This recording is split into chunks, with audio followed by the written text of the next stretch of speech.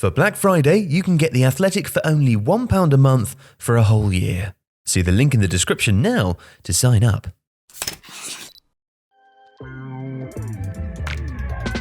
And so they said that if you're upside down, then you shouldn't be allowed to fly a plane. Well, yeah, I mean, that's just common sense. And talking of common sense, Manchester United finally getting their act together and bringing in a very highly rated interim manager. Tell us a little bit about him. Ralf Rangnick. Ralf Rangnick. Yeah. Is that how we do it? I think it's Ralf Rangnick, yeah. Let's go with that. So he is one of, if not the most influential people in terms of German football ever, of all time. I've got the board here, obviously, right? So we can look at how he'd maybe set up Man United and what he'd do with them. This is roughly what Solskjaer's team looks like. But Rangnick's really famous for making a team that's very strong collectively. Gotcha. So if United's problem has been individuals not being able to be making the team good, I can't talk today. So this is a good start. But yeah, we talked a lot about in the past players like Ronaldo and Sancho looking a bit lost in the system because there's not really been any sort of collective system. It's been Solskjaer has allowed them to be individuals within a team with no clear structure, when to press, where to press, how to win the ball back. So the players don't know what they're meant to do in possession or out of possession. And Rangnick's whole thing is that his teams are amazing as a collective. They win the ball back really quickly, they attack really quickly, but it depends on every single player buying into it and being highly drilled. And surely this is going to be the problem. We've seen or already in so many cases that Ronaldo doesn't look like a man geared up for this sort of intuitive pressing. Yeah, but I'll tell you why it might work, because you don't actually need, so the thing is, with this kind of pressing, the idea is not to win the ball by tackling. You're not meant to win the ball by Ronaldo's not meant to close down this lad here and win the ball here. The whole idea is that you set traps so you can intercept. So it's a lot cleaner of a way to win the ball back if you intercept it effectively. So what they do is they set lots of traps. So Rangnick's teams, let's look at how he might set them up, right? So at Hoffenheim, he's often a 4-3-3, changed to a 4-4-2, which is a 4-2-2-2. So if you have two strikers here, the inside forwards, which start in the wings but come inside here, you get this sort of thing here. Then you'll have two central midfielders, but one of them is more of an 8 than a 6, so he'll join in. But also he's used a 4-3-1-2, which you'll remember as the meta in Championship Manager 01-02. Oh yes. It looked like... If you were playing that tactic, you were really only cheating yourself. Well, you had to play it. That's the one, remember that? And you'd have the arrows that go like this. Do you remember that exact one? I really do remember that one. Right, so that's what he's done. But you can see why it helps with the press, playing this exact sort of setup. So let's take Sancho out for now, right, and we'll show you how the 4-3-1-2 would work. So you put Fernandes as a 10. And this is the thing with United, is that Bruno Fernandes has always been crucial to how United play, but he's often been the sole man. He's a sole man. Nice. And so then we'll put in another midfielder, we'll put in Matic, right? This is not great. In fact, no, I'm going to take Matic out and put in Van de Beek, because he'd be great in this sort of team. Now, the way you can press now, you've got two strikers who can help with this. I mean, instantly you're blocking the team playing out from the back. So you want to make sure you're always blocking different passes in the way. Fernandes will be close to the 10 here. So Rashford, Ronaldo, if that's the front two, if you think that his Leipzig team had Timo Werner as a forward next to Christian Poulsen, I think, could maybe be more the Ronaldo role over target man. So the ball goes to these guys here. Now, it depends that everyone has to push up and try and not mark someone, it's zonal marking, it's not man-to-man. But the idea is you push up high to try and show the ball where you want it to go. So if you show it here, maybe show a push up, and this is the way to do it, right? So you want to isolate options. If the ball goes here, what his teams do is they hunt in packs and they'll instantly start closing down in numbers to try and block off this guy. So then he has no options other than to hit a risky pass into here, which is where someone like Ronaldo should be trying to get on the end of it, or McTominay might push up. It's not ideal in this sort of shape, but if we do it with Ronaldo, we do it with United's 4-2-3-1. So say you have Fred and McTominay, Fernandes, Rashford out wide, Van de Beek can go away and put Sancho in. This is why Ronaldo is going to be fine, because he doesn't have to, as I said, close the guy down straight away. He needs to show the ball wide. So if the ball goes to this guy here, Ronaldo's job is to make this sort of bended run. So Ronaldo's job is then to make a curved run because it blocks this ball here. So that's his job. All he's got to do is make this run. He's not really pressing. Fernandes has to push up on this guy here. Rashford's going to come inside here to try and close this down. But again, you make a run, so you're blocking this in here. Then that means Fred's got to be tight to this boy here. McTominay's going to be in here. And then Sancho's going to be coming in here. Now, if this guy is able to get the ball over to here, Sancho would then go over here, and that relies on Wan-Bissaka pushing up. It all depends on where different players go. And if this guy is free here, and Wan-Bissaka's pushed up here, it relies on Lindelof getting tight to this guy here. So it's all about, it's very risky. That's why it's called like heavy metal football. I mean, that's a really risky, I mean, if you can get that ball into there, that's the thing. But the idea is you're pressing them so frantically and in such organised, coordinated numbers that they don't have that option. So they just have a risky pass and you intercept. And then the thing with Rangnick's teams is when they win the ball, they want to get a shot away within 10 seconds. Right. So that gives the opposition team not enough time to get into their shape. So as long as you get a shot away in 10 seconds, there's no point in having these short passes backwards. Which is one of the reasons why I think maybe Fred and McTominay might not play much, because they tend to go sideways or backwards. So this is basically the polar opposite of the Van Gaal football we saw at Manchester United a few years ago, where it was often 80 sideways passes and then you died in your sleep sometime in the second half. Exactly. But how long is it going to take him to inculcate these tactics into the players? Well, how do you coach it? And you think like players like Rashford, Fernandes, Ronaldo, Sancho, they've not really had this kind of coaching I can think of. I mean, certainly Moyes' team's never played like this. Van Gaal's, Mourinho's never pressed like this. As far as we're aware, it's mostly the same coaching team that was there under Solskjaer. But this is where Rangnick would come in, he would change and make the session. So he'll be on the training pitch and he'll be hands-on and showing you what you can do. And you would train this in short-sided games like 4v4, or maybe you have 6v6 or something like that. So you do it in boxes. I wonder if I can draw a box that they might do it in, right? So here's like one, oh, here we go. This might work.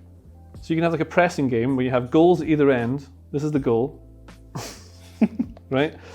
So the goals are open. So what you maybe have is players on the outside here. Let's set it up as one sort of training game. You have one guy in the middle. So the pressing team would be set up with 2-2-2. So it would mirror like a 4-2-2-2. That's what you're trying to play. And they'll be all in here.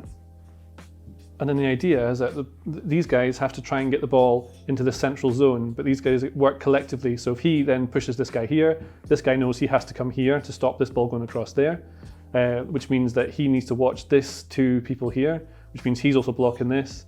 So that you do it in these short-sided games in a small area of the pitch, which then reflects, because often Rangnick's teams will play in a small quarter of the pitch rather than the whole. You're not going to train the whole pitch. What you want to do is have these small-sided ones. So when you're actually in an area like this, with all your players in the same situation, it replicates what you've done in the small box. So a load of sessions like that is what they have to do. Then they'll apply it to team shaping maybe. We'd have it and run it through as defensive positioning and attacking positioning. And that's the thing. So when they win the ball, you've got 10 seconds to get to the opposition goal and shoot. When they lose the ball, you've got 8 seconds to win it back, because again, it means that the opposition doesn't have time to adjust into their defensive shape and set up. Because the hardest way to score is if the opposition is set up nice and rigid, right? Yeah. Think like Burnley in a 4-4-2. You can't beat them down very easily, even though it's Burnley. Rangnick's in his 60s, and I don't want to disrespect the clubs that he's managed so far, but this is the biggest job by some distance that he's had, isn't it? In terms of stature of the club. Yeah. But if you think, I mean, he built Hoffenheim in Leipzig and Salzburg, because he was ahead of whatever it was between those two clubs. We effectively built them from the ground up. And I've heard like Rafa Honigstein talking about how he doubts that it's not that Rangnick wants to have full control at the club, it's just that he has built those clubs so knew what needed to be done and what to reassess and where to develop the scouting, recruiting network. I imagine the coaching will change, because Carrick's sessions or McKenna's sessions will be different to what Rangnick will be used to as an elite coach. I mean, he's people like Nagelsmann, Tuchel, Marco Rose, all these, Jesse Marsch, all these guys are like descendants of what Rangnick has been doing in Germany for about 40 years. He's going to be coming into a difficult environment, isn't he? Because he's going to have John Murtaugh there as director of football. Is that what he is? He's going to have Darren Fletcher there as technical director. Ed Woodward was supposed to quit, but apparently will still be there in some sort of executive chairman floating role. Alex Ferguson is still on the board, of course. The entire coaching team is made up, I think, of people who've been with the club for at least a decade, in some cases 3 or 4. Yeah.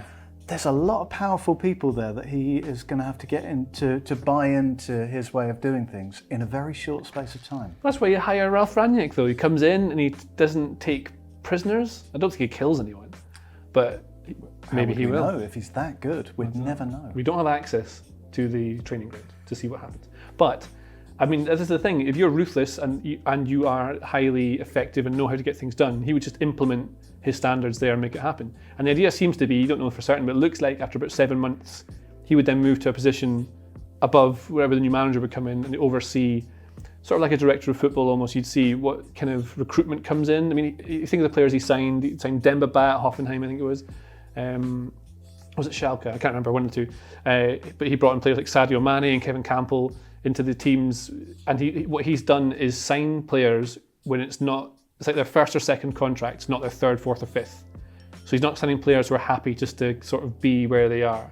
You want players with a certain background who are driven and want to try and get to the next level, not ones who are already there and just playing at a massive club. Like, you get far more out of Sancho. You get far more out of Sancho because this is effectively his second club, really. I know he was at City before, but this is the thing. So Sancho's got the drive. You see how hard he works out of possession, just with no structure around him in recent games. So you get more out of him. Ronaldo will be interesting to see if he adjusts to it. But then you should get far more out of people like Rashford, Greenwood, Van de Beek should be able to do much more in this sort of team, and might come in for someone like Fred actually, because he can do far more. But I think I've forgotten what you were saying before and I've gone off topic. I liked it, I was enjoying it. Do you think Ronaldo will be an issue? Because we saw what happened with Rafa Benitez at Real Madrid, that for all that Benitez had won as a manager, Ronaldo didn't really respect him, and he certainly didn't want DVDs explaining how to take free kicks coming through. Well, I don't think Rangnick's going to tell him how to take free kicks. What Rangnick will do and make the team around him better, he'll be better off for it. He will score more goals. Like if you can get Rashford and Ronaldo in the same front line, that's good. If you can get Cavani and Ronaldo in the same front line, that'll be good. He's worked really well with 4-4-2 systems, whether it be a diamond or he's played 3-5-2 an awful lot. That might be something they progress to. I can't remember the first game they're playing. Is it Chelsea, I think, in the weekend? Chelsea, but he can't be there because of work permit issues. Well, ignore that then. But Thomas Tuchel is similar in approach to how Rangnick's playing, and his 3-5-2s worked phenomenally well. Might be something that he adapts to in the short term, where you play Maguire, Lindelof and Varane at the back, which allows you to play two forwards, and you can still get Bruno Fernandes into that 10 position behind two midfielders. The parallels between what happened at Chelsea last year and Manchester United are really strong, aren't they? Yeah, and I think I'd imagine we'll see a real change in how United play. It'd be interesting to see how many sessions it takes them to get them to play the way they want. They've got a lot of games coming up. I think 11 games in 40 days, which is nuts. So I'd imagine we'll see a huge uplift in how they play. It won't be perfect straight away, but if all the players buy in and if he can get the ones he wants to play the way he wants them to play, does that make sense? Yeah. I think that works. I think it's an amazing appointment. They've done really well to get it. And then finally, is there a danger of what I guess we can call Kenny Dalglish syndrome, that the interim manager comes in and does such a good job that everyone dumps their original plans and gives him the job full time? Well, no, because the whole idea is going to be that he's either there and does really well and then moves upstairs, or he's there and stays a bit longer until they get someone else in to do it. Well, he's meant to be a consultant, really, I think, in the long term, which would be great. It's what they need. Deal of the year, I got the deal of the year, I got the deal of the year, I got the deal of the year, It's the deal of the year. You're not gonna wanna miss this one. It's only $1 a month. For a total of 12 months, that's £12 for the year. You wanna get the deal. You don't wanna miss this deal. It's the Athletic and Tifo. You want to get the Athletic for £1 per month for 12 months. You're not going to want to miss that. That's just £12 for the whole year of the Athletic, the best sports writing in the world.